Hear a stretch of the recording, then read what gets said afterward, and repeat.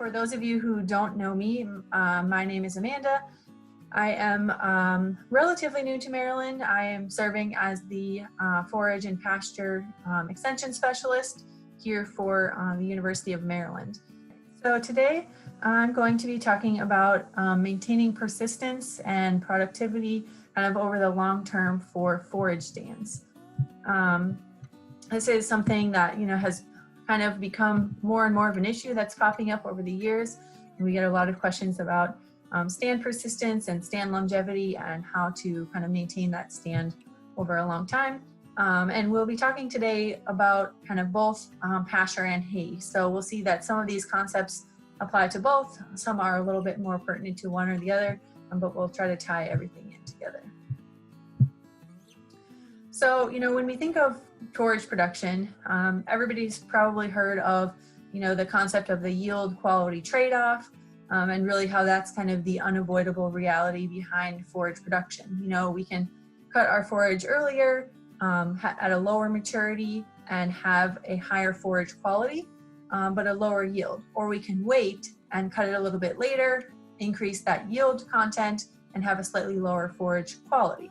But really, I like to think of a third component that's kind of tied in along with that yield and quality, and that is persistence. If we have a stand that we're getting either really high yield or really high quality from, but it's only lasting for a year or 2 years, that's not going to be, feasible or productive kind of in the long term. So when we talk about stand persistence, what we're really meaning or indicating is poor survival and loss of the desirable plants. So this may be reduced productivity in terms of yield, it may be reductions in quality, maybe kind of invasion of weeds or other undesirable forages, and really ultimately it results in kind of a need for renovation for that field. So what we're going to do today for this presentation is go over a number of factors that all kind of contribute to or lead to poor stand persistence over time. And we'll discuss kind of each of these as we go along. The first one that I wanted to start with is poor potassium fertility. So we know that, soil fertility in general is really important. We're going to be hearing a talk next about fertility for forages. But I wanted to focus on kind of two things pertaining to persistence and fertility. And the first is potassium. So we know that potassium is a really important nutrient for disease resistance, stress tolerance, winter hardiness, maintaining forage carbohydrate reserves or that energy supply of that plant. And really, I like to think of potassium as potassium is for persistence. So we know that this is one of the key nutrients that those plants need to persist and to stay healthy in the long term. Just to give you a little bit of a visual of that, here is a photo that was taken after 3 years under 2 different fertility treatments. On the left side of the photo, that half of the field received, they both received 200 pounds of nitrogen, so equivalent nitrogen. They both received 40 pounds of phosphorus, so equivalent phosphorus. But on the left side of the photo, that field received 160 pounds of potassium, and the right side received none. You can see that great shift in botanical composition, in the quality of that forage, and the amount of desirable forage present in that field. Here's another photo just looking at alfalfa and the taproot storage. Again, that kind of energy reserve, that carbohydrate reserve of that forage for alfalfa is in the taproot. And you can see on the left side of this image a plant or a few plants that have low phosphorus and potassium fertility in that field, and on the right side, high phosphorus and potassium fertility. And you can see the amount of mass in that taproot, the stronger, healthier taproot that has more energy storage for those plants. So we know that potassium deficiency usually comes up when we have a lot of plant removal. So harvested forages especially remove a lot of nutrients, which we then need to replace. And we can do that, in a number of different ways. But if we look at this table at the bottom of the screen, this shows the removal of plant nutrients in pounds per ton of dry hay. And if we look at the column for potassium, we see that Potassium is one of the nutrients that is removed in really high quantities. So, between 35 and 60 on average pounds per ton of dry hay. And here's just to highlight, cool season grasses on average, kind of that 50 pound per ton of dry hay removal. So every single ton of hay that we're removing from that field, we're really removing a lot of potassium from that field as well. And of course, as our forage yields increased, that amount of potassium that is removed also increases. So if we compare that hay production system to more of a grazing system, we know in the hay production we're removing a really large proportion of those nutrients. In a grazing system, we have a lot less removal or lower removal due to nutrient cycling. A lot of what goes into that animal comes back out the other end, right? So we have some nutrient cycling that's happening under a pasture system that makes it a little bit different than a hay system.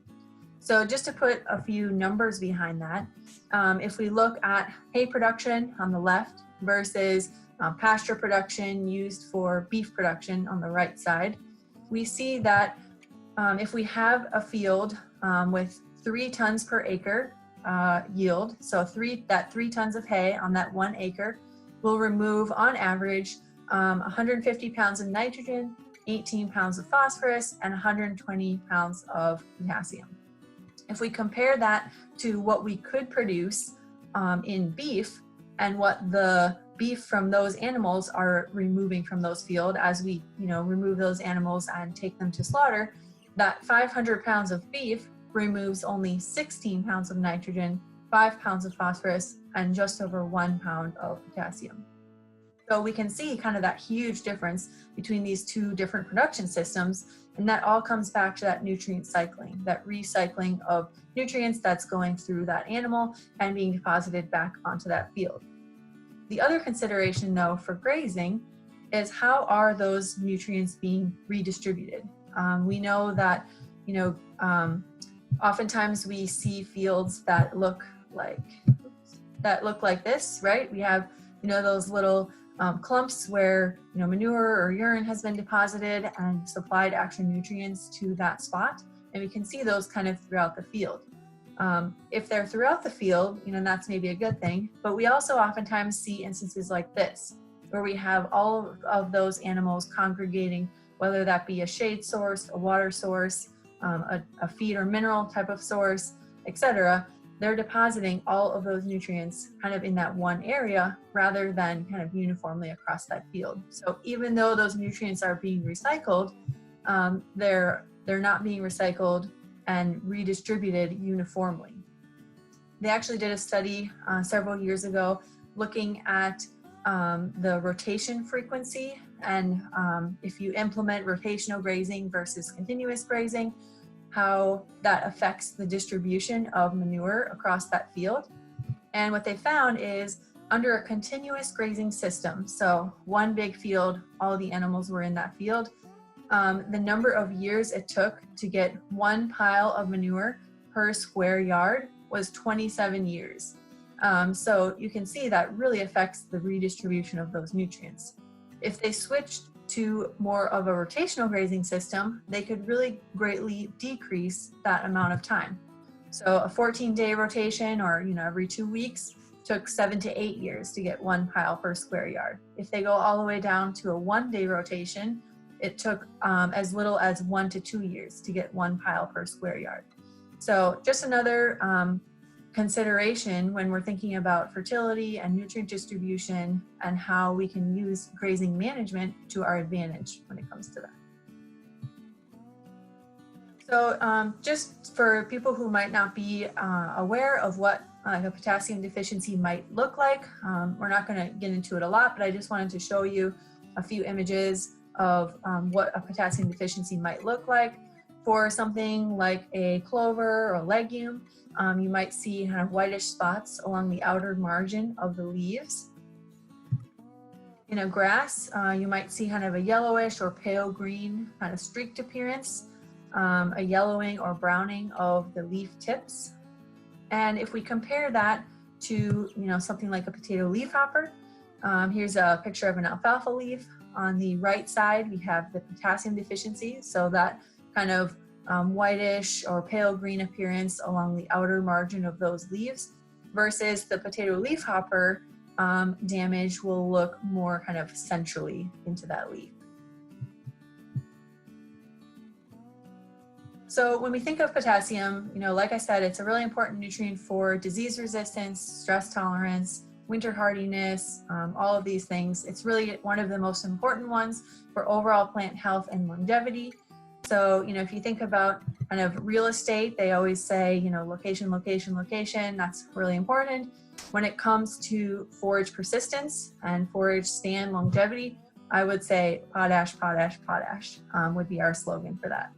So that's always one of the first things that I ask about if people are having stand issues. So moving on from potassium fertility, the other thing that I'm going to talk about relating to soil and soil fertility is pH.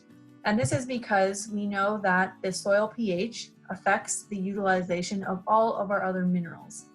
So when we have acidic conditions or a lower pH in our soil, we're reducing the availability of some of those essential nutrients. If you look kind of in the figure, we have things like phosphorus, calcium, magnesium, that as our soil gets more acidic, or as we move to the left side of that scale, we reduce the availability of those nutrients. So those nutrients are still present or may still be present in the soil, but they're not available to the plant. The plant is not able to uptake those nutrients. On the other side of things, there are some nutrients like aluminum that become more available as our soil gets more acidic. And this is where we have some potential for toxicity that can occur. So really for most of our forage species, that optimum pH kind of falls in that 6 to 7 range. And you can see that's where a lot of these nutrients are at their most available.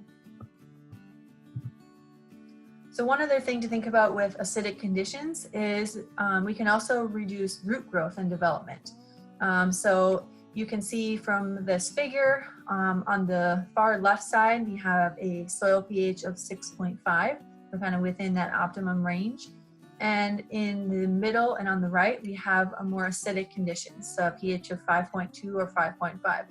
And you can see the root growth corresponding to each of those different pHs. So, when we have pH kind of in that optimal range, our soils are not as acidic, those plants are able to not only extract the nutrients or have those nutrients more available, but there's also, less mineral or more mineralization of organic nitrogen, more nitrogen fixation, all of those things that we want those good, healthy living roots to accomplish. And the other consideration with pH is that, different species have different tolerances to soil pH. So here is, a list of a bunch of forage species and their relative tolerance to acidity. And we can see that depending on what species we have, some are more adapted to a more acidic soil and some are less adapted. So something like an orchard grass or an alfalfa are kind of, the two key players that we know are not as tolerant to a low soil pH. So they're not as tolerant to an acidic soil. And if our soil does get more acidic and that pH is lower, those forage types will not persist as well because they're not as adapted to it. On the other hand, things like tall fescue, crabgrass, those forages are more tolerant of a low soil pH, and they are more adapted to that more acidic soil. So think about the forage species that you have and where you need that pH to be to create an optimum environment for that species to persist and to maintain in the long term. The next one that I wanted to mention is foliar diseases. We got a lot of questions about these in the last couple of years. We know that pretty much all grasses and legumes are susceptible to diseases. Fun fact, there are at least 30 fungal diseases that can affect orchard grass. So there's a lot out there. Some of the most common ones are things like rust, scald, or leaf spot, or leaf blotch.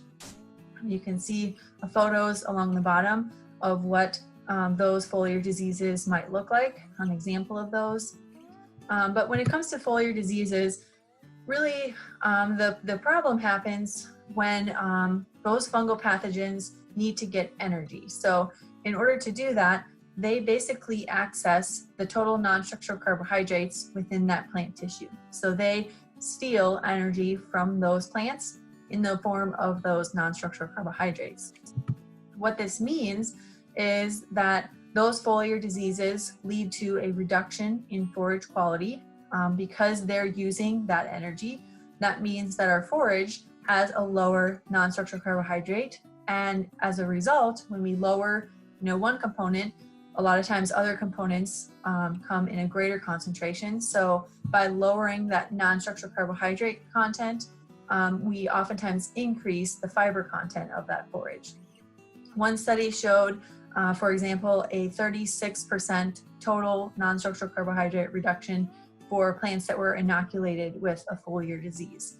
So that's really a big reduction in forage quality and in that non-structural carbohydrate component. When we're taking some of those non-structural carbohydrates away, we have associated yield losses that might occur with that, especially if it gets to the point where plant leaves are senescing or dying and not able to kind of maintain themselves. We can have reduced palatability when we're feeding that forage to livestock, but in general, and most pertinent to our conversation today, is this weakens the overall health of that plant. Those fungal pathogens are stealing that energy from the plant, which that plant could use otherwise to grow and stay healthy long term. So when are these diseases more likely or more common to be seen? Well, they're more likely if the plant has been stressed. So whether that was drought stress, a nutrient deficiency, if we're low in some of those necessary nutrients that we haven't been providing, if we have a lot of insect damage happening, when that plant is stressed, it's definitely more susceptible. It's also more common if the leaves are wet for more of a prolonged period of time. So we know that fungus and things like that like to grow in wet conditions. So when those plant leaves are wet for long periods of time, we'll see more incidence of foliar disease. Also going along with that is if there is more inoculum, whether that be in the soil, decaying plant material, a really thick, heavy kind of thatch layer, that will kind of increase the wetness on that soil, give some more inoculum for those foliar fungal diseases to persist. And then finally, when plants are over mature, we know that plants send the mobile nutrients to the parts of the plant that get more light, so the top of the canopy. And when we have a lack of photosynthesis happening deeper in the canopy, we often get senescence of those lower leaves, and this can lead to increased pathogen colonization of that plant. So these are kind of all conditions that are leading to higher incidence of those foliar diseases. So what can we do about it? Well, first, we can address any soil fertility issues. We know, like we already said, that good fertility management, especially that potassium, can help improve stress or disease tolerance for that plant. We can use timely harvest or grazing to remove potential inoculum. So, removing that layer of thatch, removing the forage, kind of opening up that canopy a little bit, can remove some of the potential inoculum for those foliar diseases. We can manage our irrigation a little bit. I realize that not everybody irrigates their fields, but because these foliar diseases are so closely tied to water, if you do use irrigation, we should probably try to turn that off by mid-afternoon at the latest, so that those plants have a little bit of time to dry and they're not wet going into kind of the overnight hours and staying wet all through the night and into the following morning. Diversifying and rotating is always a good idea. We know that many of these diseases are not shared between, say, like a grass and a legume. So if we have a diverse mixture of species, or we rotate between different species, we can kind of eliminate some of that disease persistence. And then finally, choosing resistant varieties. If you're having a lot of problems with it, you can look for varieties that are more resistant to a particular disease. So for example, the photo that you see on the top right is ryegrass. On the left-hand side of that picture is ryegrass that is susceptible to crown rust versus on the right-hand side, ryegrass that is resistant to crown rust. So there are some varieties that have more natural susceptibility or more natural resistance to these diseases. So our next topic is overgrazing. So we all know what overgrazing looks like, right? I chose these pictures for a reason because overgrazing, happens across all species, all forage types, all locations. I'm sure you've all seen situations like this before, where the pasture was overgrazed by livestock. So in a continuously grazed pasture where those livestock have 24/7 access to that one field, most of those plants in that field are being grazed every 2 to 7 days. And that repeated grazing is really detrimental to the health of that plant because plants need time to regenerate their carbohydrate reserves. So they need to have a proper rest period following a grazing bout. And this will allow for quicker recovery of that plant moving forward and more persistence and longevity over time.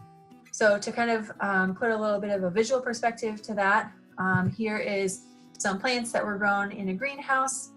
On the left side, the pot that you see there was clipped once a week to 1 inch. So to kind of simulate that continuous grazing where every week the animals are going back and grazing off the top of that plant. On the right side of the image is a plant that was clipped monthly to a 3.5 inch height. And this was to simulate more of a rotational grazing system. So, those animals were rotated in once a month, they were rotated off before the plant was grazed too low. And this picture is shown when they cut both of these plants. So they cut the tops off, this was day one or the grazing event. And here is the amount of regrowth that occurred after just 6 days. So you can see that the plant on the left that had that continuous overgrazing is having a lot harder time regrowing. It's a lot slower to regrow versus the plant on the right under that rotational grazing system has much more rapid regrowth, more rapid recovery. Now, we know also that, overgrazing doesn't only affect what's happening above the soil surface, but also what's happening below the soil surface. So that repeated grazing from a continuous grazing system produces shortened root growth. Those plants, therefore, are less drought tolerant, less able to take up the nutrients that they need, etc. So not only does, the plant itself need time, but really those roots need time to rest and redevelop. And this will make the plant more resistant and more able to handle things like weather extremes or injury. Here you can see kind of a similar type of image where the plant on the left was cut every week, the plant in the middle was cut every 2 weeks, and the plant on the right was cut once a month. And you can see the difference not only in the growth above the ground, but also in the root mass that was happening below the soil surface. So the next one is low cutting height, which kind of ties in, with overgrazing, but from a harvested forage standpoint. So we know that, over the years, the style of hay equipment has changed. So as we've moved from some, a sickle bar mower being more common to a disc mower being more common, we know that the disc mower can be more efficient and it can cut extremely close to the ground. But there is a tendency to set that to cut closer to the ground, resulting in more scalping, a lower cutting height, etc. We want to maximize our forage yields. We want to cut that forage off as short as possible to really get the yield push from that. However, this can be detrimental in terms of the forage health or the forage stand longevity. And if we think about this from the perspective of what does a plant need to grow? We know there are a few key things that plants need to grow, right? If we think back to, our grade school or high school biology and the photosynthetic process, we know that those plants need light or sunlight, light energy, and carbon dioxide, and then they are able to convert that into sugars like glucose and oxygen. So if we think about it kind of in this term, we can really think about those plants as like little solar panels, right? Those plants are harvesting that energy from the sun and they're turning it into a usable energy that those plants are able to utilize as an energy source. So if we think about those plants as solar panels, where does that energy for regrowth come from? Where do those plants pull energy from when after a grazing event or after a cutting or harvest? So there's two main areas. The first is the leaf area remaining. So, any leaf area that wasn't cut by that mower, that wasn't grazed, is able to continue that photosynthetic process, but only green and growing leaves can carry out this process, right? So, if we have a field that looks like the top image versus a field that looks like the bottom image, the amount of photosynthesis that those plants are able to, continue to use to produce energy is going to be a lot higher in the bottom photo. So the more leaf area that's remaining in that plant, the more the plant is able to continue to photosynthesize as a way to produce energy. The other side of the spectrum is stored carbohydrates. So we know that a lot of our grasses store their energy reserves in the stem base. Particularly the lower kind of 3 to 4 inches. So that base of the stem serves as an energy reserve for that plant, and that plant stores those carbohydrates there and is able to draw on those when it needs energy.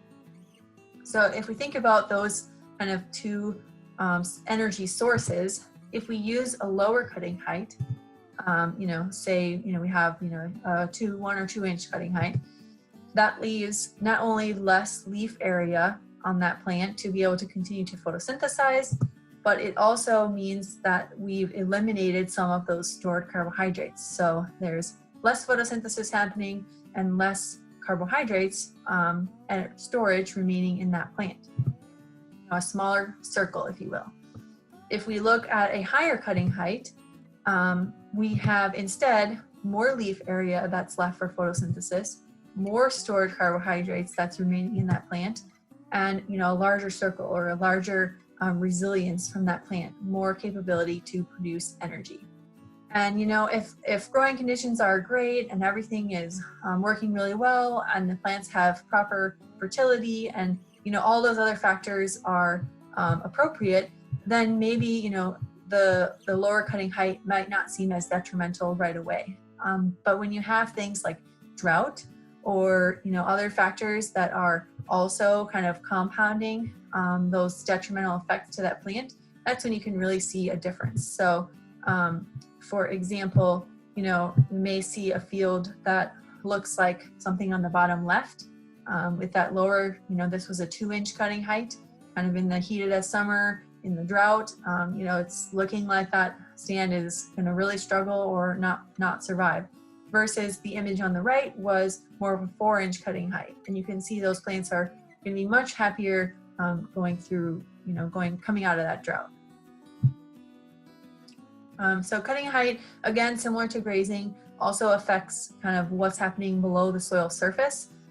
So they've done some work looking at how much leaf material is removed and how that affects root growth happening below the surface. So I realize those numbers are kind of small, so I made a table just showing the same numbers. And you can see that as the amount of leaf area that's removed increases, it actually stops the growth of those roots below the soil surface. So if we remove 80 to 90% of that leaf material, we're effectively stopping 100% of the root growth as that plant works to kind of regain itself. Versus if we're taking only 50% of the total leaf area, we're really not having much of an impact at all on stopping root growth below the soil surface. Again, those shallower or less extensive root systems will make that plant more vulnerable to heat, drought, insects, or disease stress.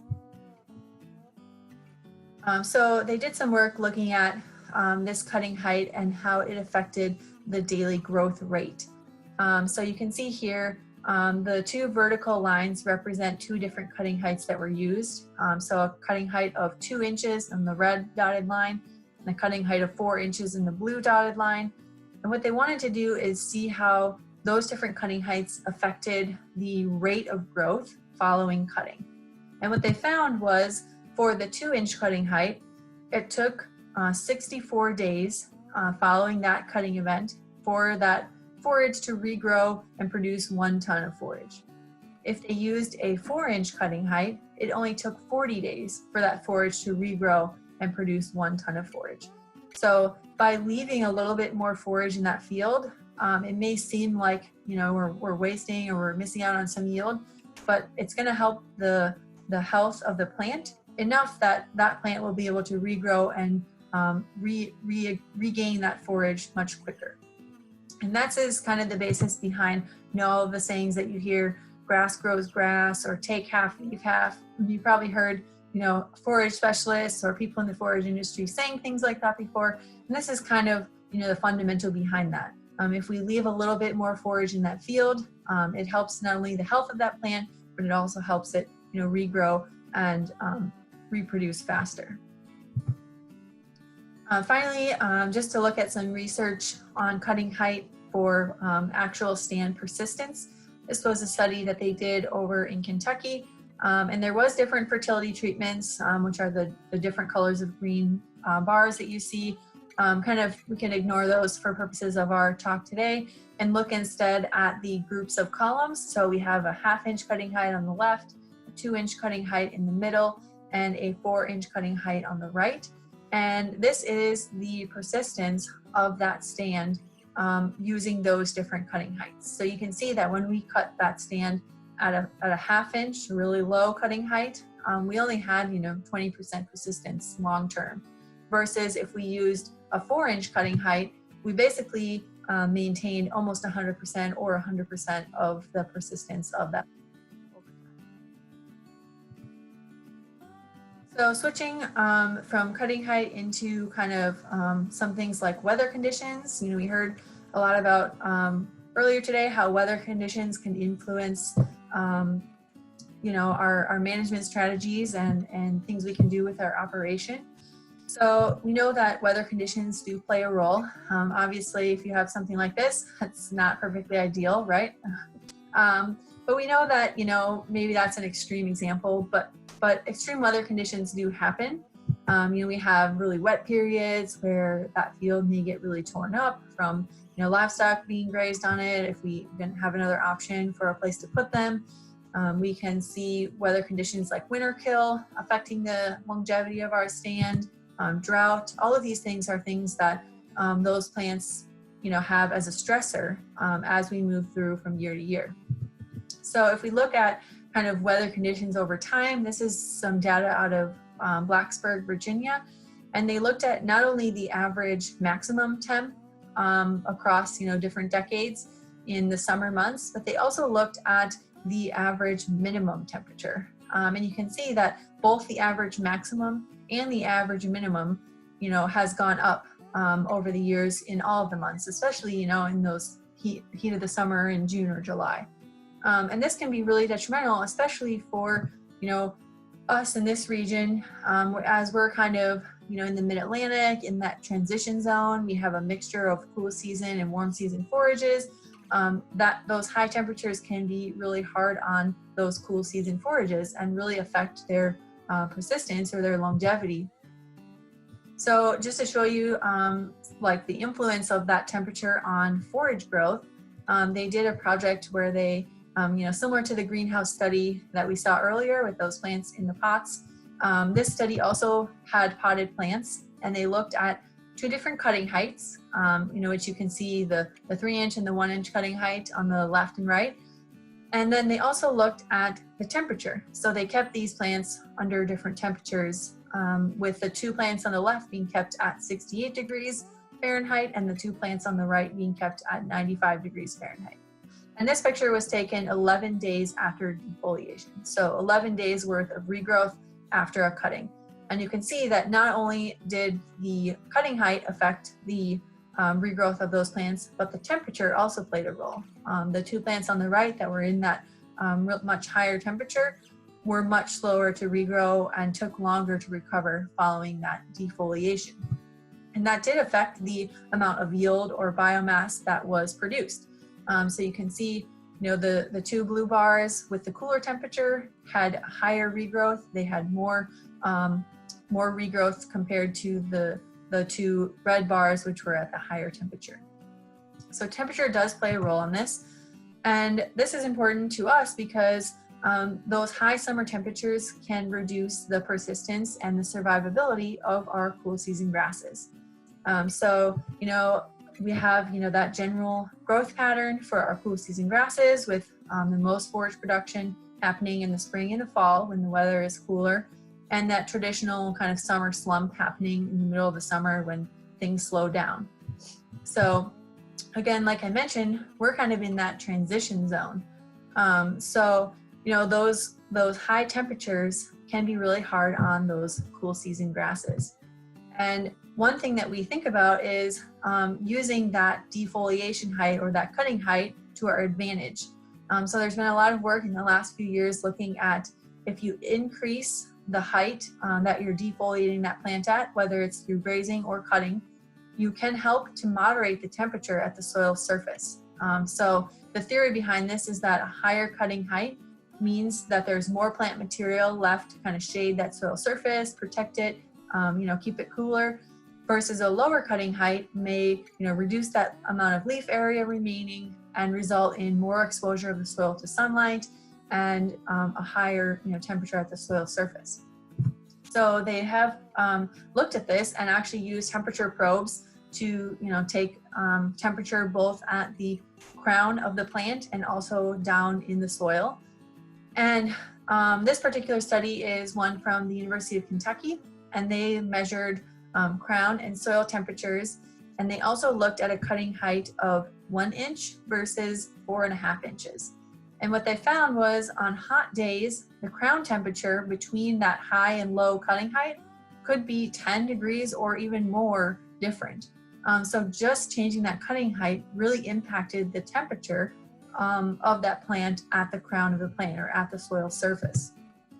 Here's what they found for the daily crown temperature on the left-hand side and the daily average soil temperature on the right side.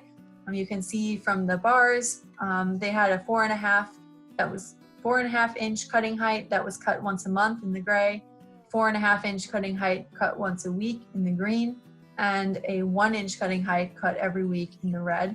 And for both the crown temperature and the soil temperature, that 1 inch cutting height had a higher, crown temperature and a higher soil temperature in both instances.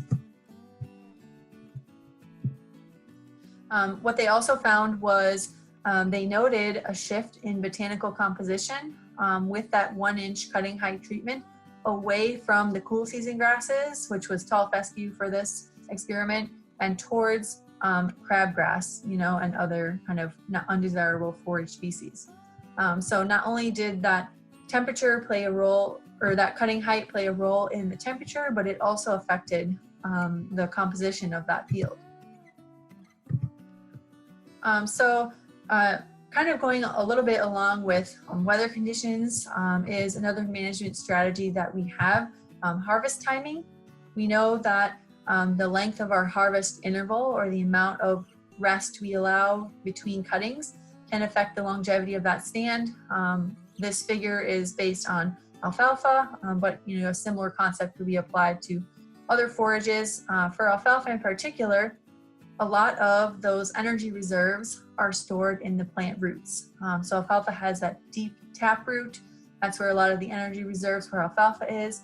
And this figure is showing the amount of carbohydrates, or the amount of energy in the roots of an alfalfa plant as that plant goes through different growth stages following a cutting event. So when it first initiates growth, it's kind of depleting those root reserves as it starts to regrow, starts to initiate that growth again following cutting. once it gets to that 6 to 8 inch cutting height, that's when kind of those root reserves are at their lowest point. And then as that plant continues to grow beyond that 6 to 8 inches, towards a more mature plant, it builds that carbohydrate content in that roots back up to a higher level. But where we cut again the next time will influence, the energy content in those roots. So, they found that the carbohydrate content really isn't fully replenished until that forage is kind of reached that first beginning bloom stage. So if we're continually cutting that field time after time after time at the bud stage or at an earlier kind of more vegetative stage to get that higher forage quality, what happens is we start this cycle where over time, we're kind of depleting that carbohydrate content and not ever letting it get back up to that full potential. So the blue line would be an example of, the root carbohydrate content if we let that reach a full bloom. The green line is if we continually cut it at an earlier or more vegetative stage. So not only the harvest interval, but also the timing of our harvest can affect the stand longevity. So if you think about, if we take a first cut on a field on May 1st versus June 1st, that's going to have a really big difference on the climate that's happening when that plant's trying to regrow. So if we cut that plant a little bit earlier, we have less heat stress and more moisture generally that's available as that plant is trying to regrow and rebuild those energy reserves. So, something to think about if we're cutting kind of in the, the heat of the summer and that really hot and dry period, that's, not necessarily a bad thing, but we also need to realize that that plant's going to take more energy and more time to regrow when it's cut in the heat of the summer like that. All right, the last kind of couple things I wanted to mention. First of all, weed pressure. I'm not going to go a lot into weed pressure just because we had a weed talk at our conference last week, and we know that weeds can be an issue, but that aren't always an issue. We do know that weeds compete with our forages for things like light, nutrients, moisture, space, etc. When the grass is overgrazed, but the weeds are uneaten, that kind of shifts that competitive advantage towards the weeds, kind of allows them to take over. And they can really shade out the desirable crop or the grass that we want to maintain that's trying to grow up underneath them. So here's just an example actually from some research plots from when I was a graduate student. You can see these were some small grains that we had growing, and we had a really bad weed problem in this field, and you can see those weeds are kind of really taking over and kind of starting to shade out the forages that's underneath. So when we went through and weeded those plots, you can see kind of in the back of that photo the weeds and how tall and dense they were versus the forage that was trying to grow up underneath. So it does happen. Weeds can start to take over, so it is something to kind of keep an eye on. And then the last point that I wanted to make was insect pressure. Kind of like weeds, this can be an additional stressor to crops. We have things like grubs, billbugs, armyworms that can cause additional stress on that plant. Some of these can feed on the root system and cause problems with that long-term productivity, that persistence. A lot of times we've noticed that these tend to be an after effect of some of the other causes. So there's more than one thing going on that has weakened that plant and then cause it to be more susceptible to things like those foliar diseases, insect pressure, etc. So that kind of concludes the list for things that can lead to that poor persistence. If you are having trouble with forage persistence, I really suggest kind of think about those different factors and also consider multiple factors. A lot of times it may not just be one specific thing, but a combination of different things that are going on. Maybe there's a combination of really high temperatures with a really low cutting height that can cause a stressful condition and result in decreased persistence for that. So with that, I did put my contact information up here if anyone has questions or would like additional information or wants to follow up at a later date. I will also pull up the chat now and see if we have any questions. So there's a question saying, what is the optimum cutting height balancing persistence with annual yield? I would say that depends a little bit on the forage species that you have. Just like for soil fertility, there are also forage species that are more or less adaptable to different cutting heights. So something like an alfalfa, because it stores that energy down below the soil surface in that taproot, we can cut that forage a little bit lower. Generally, I think most people go with around a 2-inch cutting height for something like alfalfa. If we have something like an orchard grass, where it's storing that energy in the base of the stem, and we want to maintain those energy reserves, I would say I would lean towards more of a 4-inch cutting height, just so we're leaving enough residual to maintain the growth of that plant. Okay, there was a question, the grass graphic for the extreme weather slide. Okay, yeah.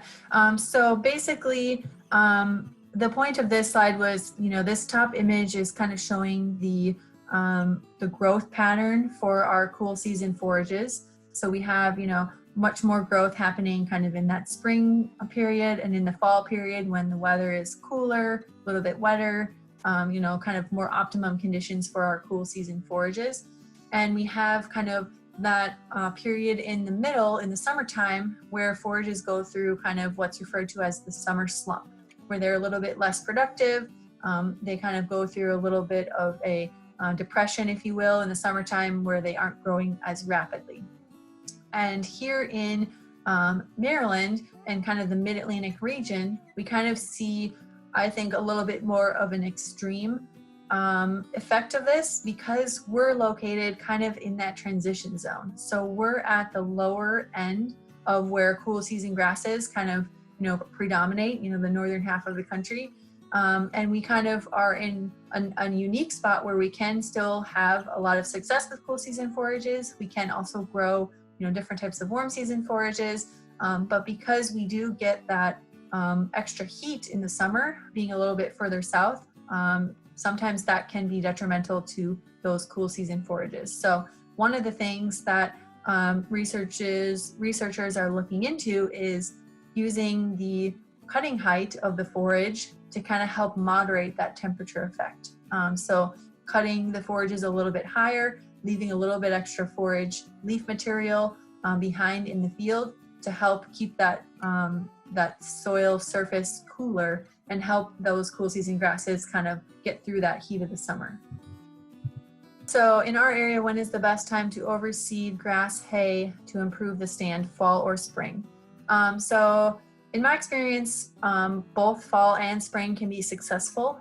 Most people choose the fall because usually there is a little bit less weed pressure happening in the fall, a little bit less kind of other things to worry about management wise.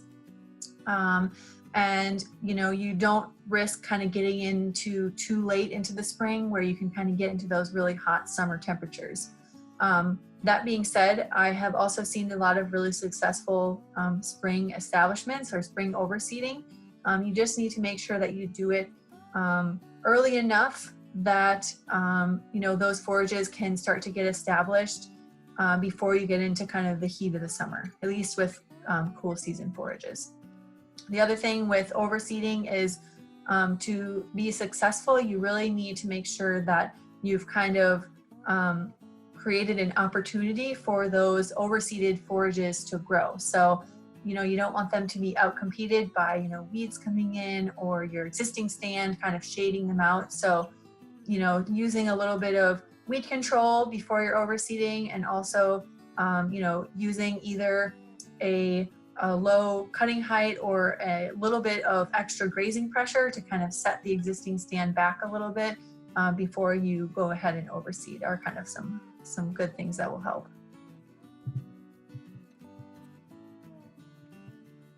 So, okay, with that, I'll be around at the end if people have any more questions.